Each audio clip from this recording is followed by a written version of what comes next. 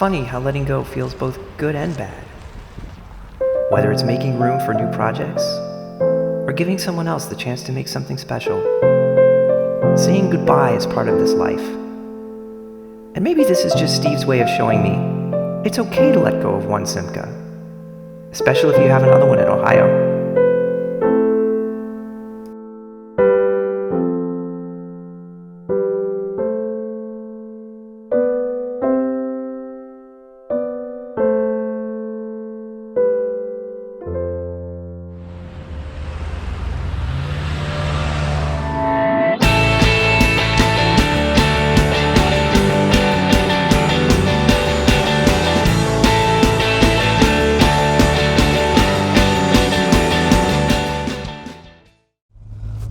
Keegan the Vlog here. Welcome to episode 11 of TR3 Wrench Time. Today, we're in the DeLorean. We are actually trying to run this thing kind of out of gas for the winter storage. So it's got damn near a full tank of gas. It's only got 60 miles on this tank. Well, I guess that's probably 3/4 of a tank of gas. So we got to get through 3/4 of a tank of gas, and then we got some things to pick up at Napa. So what we're going to get into on the Triumph, we're still putting the middle of the car back together, but there is some urgency at this point to get that done. The Triumph the body has started to develop a little bit of surface rust. So I have made arrangements to get this thing back down to Chesapeake Blasting Services, get it bead blasted, and then taken over to Hauser to have him primer it like he did the frame. Once we get the middle of the car put back together, things should start going a little bit faster. All of the rest of the repairs are much, much smaller in scale and have less impact on the overall geometry of the body. And we're probably going to be into the spring before this thing is going back together. So I'm going to preemptively deal with this surface rusting issue. Anyway, it's going to look a lot different next week. We'll get into some of the details of what we've been working on. Had to refabricate one of the pieces because of my poor welding skills. They're getting better. You can actually see the technique is getting better. The welds are looking better. All of the welding I've done so far is going to be hidden by body panels. So so nobody's ever going to see them again. And as long as the structure's there and it's not going to let the elements in, all right, I'm okay with it. The doors are actually lining up pretty good. I'm not satisfied with the bottom on the passenger side. There is some geometry issue going on there. I think we're just going to have to fix that with modifying the sill cover itself. I've got the gap along the B pillar and the rear of the car, the A pillar in the front of the car, and along the, I don't know what you call that, the apron, I don't know. The front of that car is actually looking really good. The door closes just fine. Everything seems to line up pretty good. It's just that bottom edge. And there's just something with the geometry that we couldn't get right. And we're going to have to modify that sill, the rocker cover to let it work right. This episode will not end until this car is back together in the middle. So we have done a lot of work on ripping out the middle of the car. It was all rotted. So we've got new sills, new floors kind of placed in there, ready to go back together. But we've been kind of stuck on all the pre-work to get it prepped to actually start welding this car back together. Let me show you what's going on here. This is a very critical moment in the restoration process. Because we are attaching the structural members back to the middle of the car. These are all new pieces, so this sill, the other sill, and both of the floor pans are new.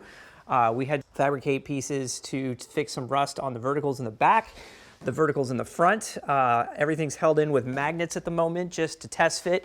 We've got a little bending to do here to make this come past 90. This piece also needs to be trimmed a little bit.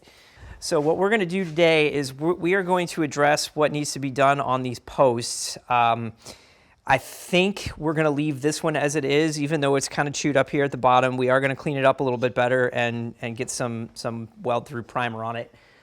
Same with this one. The flange is still here that attaches to the actual rail, the sill, so we're going to leave that. This one is not.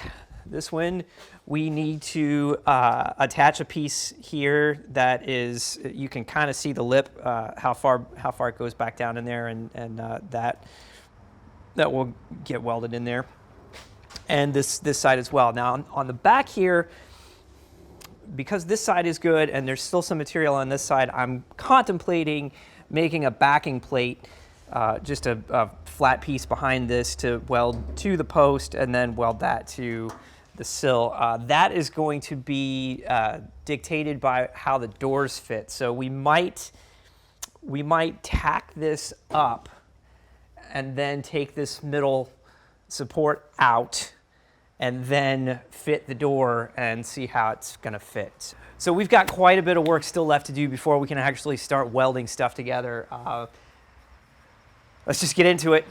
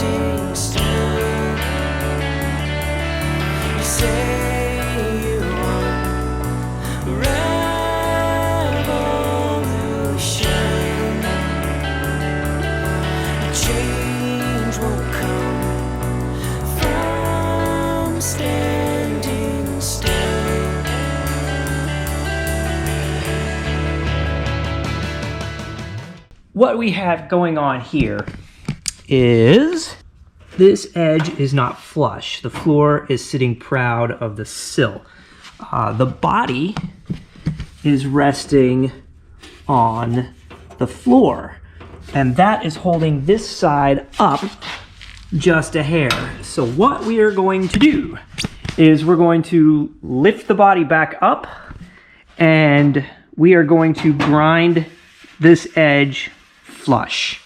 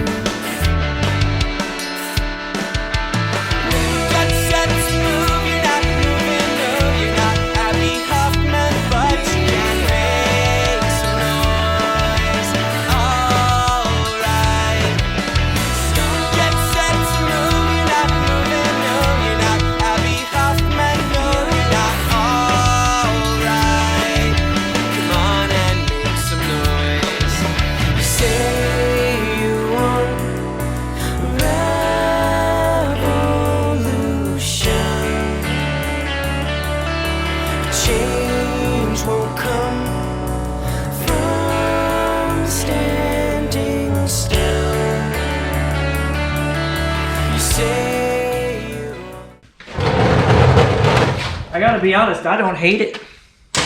Let's take a look. Now this is the first time the door has been fit back up, and we just guessed basically on the posts, and you see that line Continues right down there. That line's good. There's a little bit of... This gap here narrows as it gets up here to the top.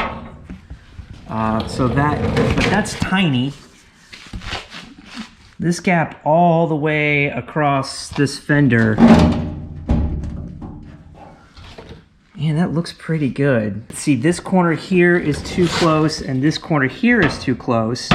So if it's lifted, I mean, just a hair, it's perfect. And I think we can do that in the hinge. I don't hate it. I don't hate it at all.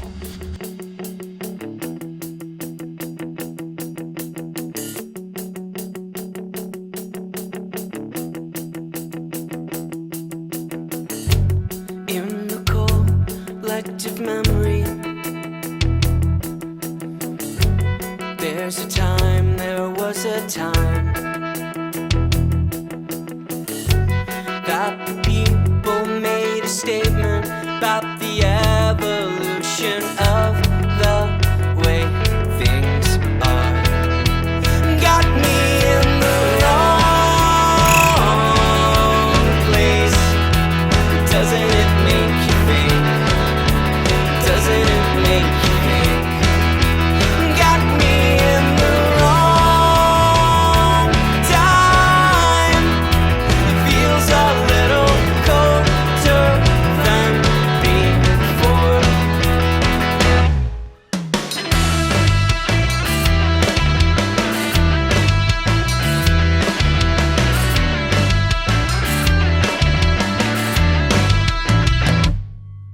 Before I go, I'm standing in front of something that I wanted to show you that's pretty darn cool. This is a 1988 735, and there's something very special about this car.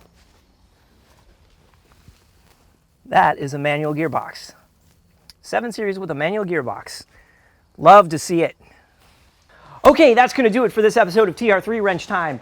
We got the middle of the car back together, at least mostly. We've got some things tacked up that aren't finish welded, so we'll probably do a commitment weld here at some point and make this official. This is how it's going to end up.